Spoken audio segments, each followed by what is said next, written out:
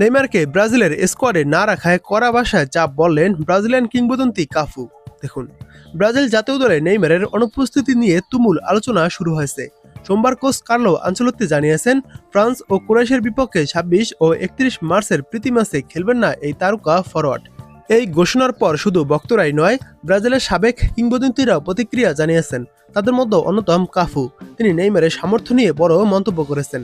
তিনি নেইমারকে লিওনেল মেসির চেয়েও বড় খেলোয়াড় মনে করেন। কোনো রাগডাক না রেখেই বলেছেন, আমার দৃষ্টিতে নেইমার মেসির চেয়েও বড় খেলোয়াড়। দুইবার বিশ্বকাপ জয়ী এই ব্রাজিলিয়ান কিংবদন্তি ১৯৯৪ ও ২০০২ সালে টানা ৩টি বিশ্বকাপ ফাইনাল খেলায় একমাত্র ফুটবলার। কাফু সম্প্রতি এক সাক্ষাৎকারে নেইমারের বর্তমান অবস্থা ও গুরুত্ব নিয়ে কথা বলেন। চোটের কারণে গত কয়েক বছরে নিয়মিত খেলতে পারেননি নেইমার। সর্বশেষ ২০২৩ সালের অক্টোবরে উরুগুয়ের বিপক্ষের ম্যাচে গুরুতর হাঁটুর চোট পাওয়ার পর থেকে আর তিনি ব্রাজিল জাতীয় দলের হয়ে খেলতে নামেননি। চলতি বছরে চোট কাটিয়ে ফিরলেও এখন পর্যন্ত মাত্র ৫টি ম্যাচ খেলেছেন ক্লাবের হয়ে তিনি। সম্প্রতি শান্তশর হয়ে একটি ম্যাচে ১৫ মিনিট খেললেও অতিরিক্ত ক্লান্তির কারণে পেশিতে টান পড়ে আবার একটি ম্যাচ মিস করেছেন।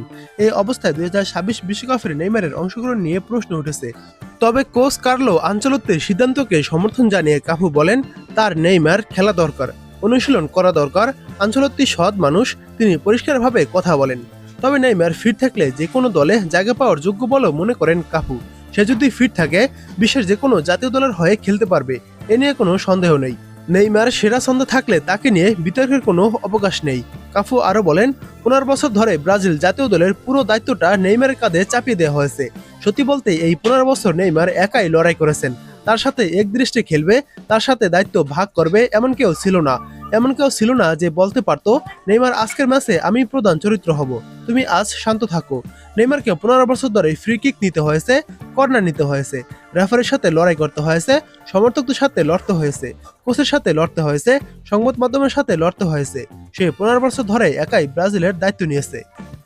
২০২৬ বিশ্বকাপে ব্রাজিল সি গ্রুপে রয়েছে, যেখানে তাদের প্রতিপক্ষ মরক্কো, হাইতি ও স্কটল্যান্ড। টুর্নামেন্টে তাদের যাত্রা শুরু হবে ১৩ জুন নিউ জার্সির মেটলাইফ স্টেডিয়ামে মরক্কোর বিপক্ষের ম্যাচ দিয়ে।